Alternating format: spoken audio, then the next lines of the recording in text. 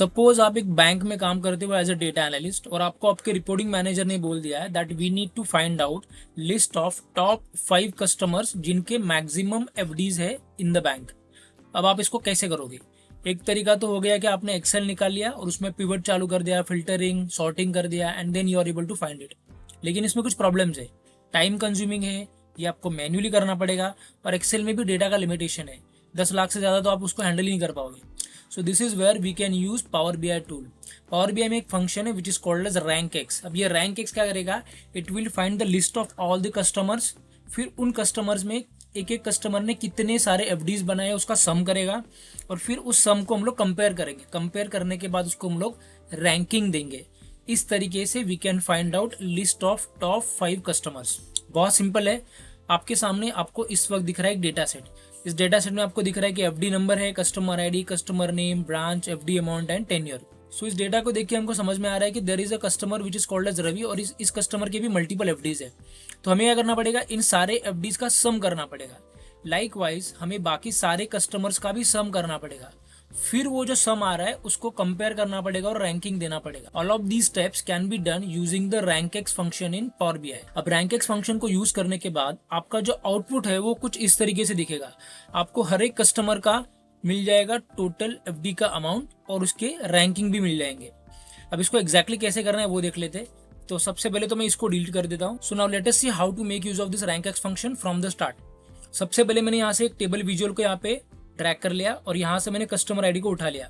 तो यहाँ पे मुझे सबसे पहले चाहिए एक मेजर जो मुझे सारे कस्टमर्स का टोटल सम करके देगा। उसके लिए I need to click on this new measure. Let us call this measure as total FD. अब मुझे यहाँ पे सिंपल सम करना है। अब आप तुम लोग बताओ मुझे सम किसका करेंगे हम लोग? We will do sum of FD amount. Bracket close कर दिया, एंटर कर दिया। अब इस न्यू मेजर को मुझे बस यहाँ पे ड्रैग करना है। तो आई जस्ट ड्रैग दिस और यहाँ पे मुझे जितने भी कस्टमर्स है उन सब के मुझे सम दिख रहे हैं। So now the next thing that we need is rank by customer. FD के सम के हिसाब से हमको रैंकिंग देना पड़ेगा। तो उसके लिए again what I will do is click on new measure. Let us call this new measure as rank by customer. सबसे पहले अब यहाँ पे मैं यूज करूंगा रैंक एक्स फंक्शन का। तो रैंक एक्स फंक्शन लेने के बाद the first thing that I need is table. अब मैं यहाँ पे यूज करूंगा ऑल फंक्शन का और ऑल के अंदर मुझे सिलेक्ट करना पड़ेगा फिक्स डिपॉजिट टेबल के अंदर कस्टमर आईडी कॉलम। यहाँ पे मैंने कस्टमर आईडी क्यों लिया?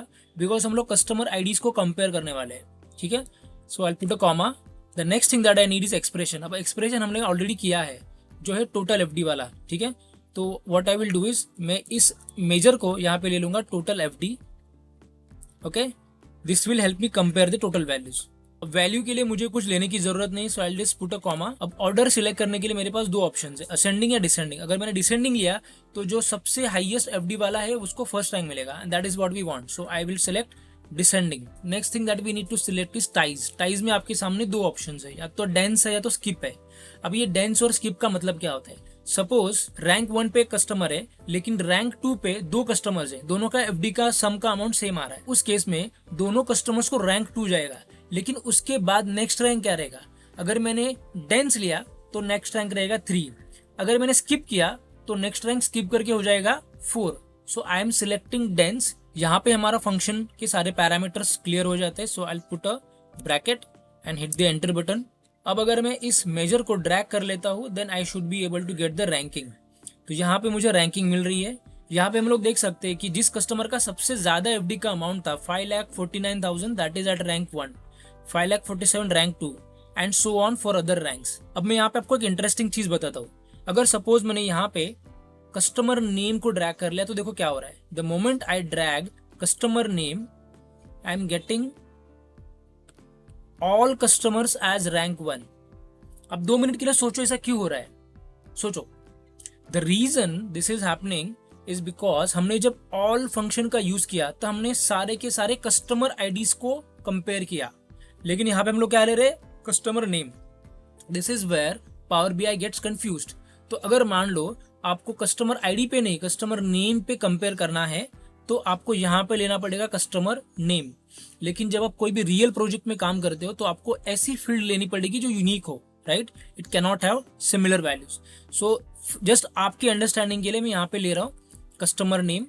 तो यहाँ पे आई विल सिलेक्ट कस्टमर नेम और अब जैसे ही मैं यहाँ से कस्टमर आईडी को हटा दूंगा I should be able to get the correct ranking. तो लेट अस सी वो हो रहा है कि नहीं हो रहा है। So I have removed customer ID and now if you see हमें करेक्ट रैंकिंग मिल रही है based on the customer name. समझ में आ रहे हो? So this is how RANKX works. अब इसके बाद एक और चीज आती है, this is a very small data set. जब आप कोई रियल प्रोजेक्ट में काम करोगे तो वहां पे there would be millions of rows, और आपको बोल दिया कि नहीं, आउट ऑफ दीज 5 कस्टमर्स और these 6 customers I want top 3 only. So उसके लिए we need to make use of the top DAX function. वो कैसे करना है that we will see in the next lecture. Thank you so much for watching this.